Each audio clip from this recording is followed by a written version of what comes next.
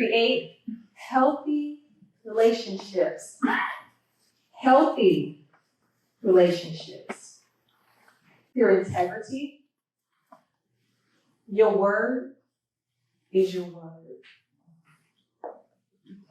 Your word is your word. It's so simple. Let your yes be a yes and your no be no.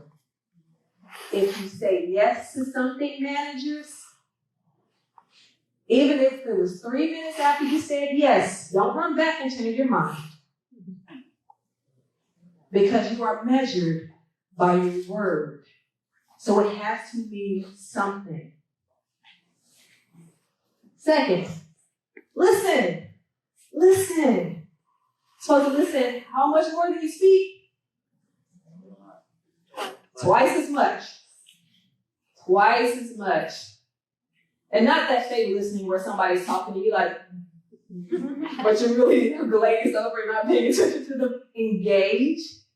I don't know if you actually do that, just looking at you. Engage and actually listen to what's being said. People know whether or not you're listening to them. And the more you're listening, the more they feel valued. And the more buy-in you get. So listen to them. And build trust. And that actually bookends on that being a person of your word. And then when you come to them and you have something very challenging or you have a vision that they hadn't even conceived, they'll be more willing to follow you because you've shown yourself to be somebody that is integrous and worthy of that type of commitment.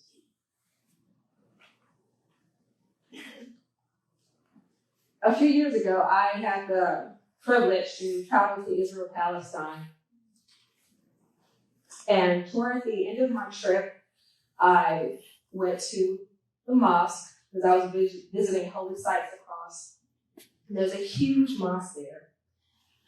And I was very struck by this scene. There were hundreds of people milling around. And then there was that lady sitting at the base of the column, wearing all black, signifying that she was a widow. And for those of you who have spent any time reading the Bible, you know that widows have it the hardest because there is no one to care for them. So this particular widow had become a beggar. And I was so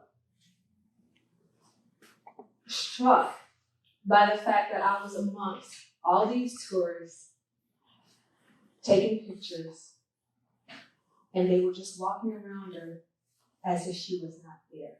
And that bothered me a lot. So I walked up to her and talked to her, and I gave her the last bit of shekels that I had. And she was so grateful. And I was bothered by that because I was sitting there with a $500 camera around my neck. And she was begging for change. And I share that because her gratefulness wasn't because of the money, because I didn't have that much to give. It was the end of my trip. She was grateful that I saw her.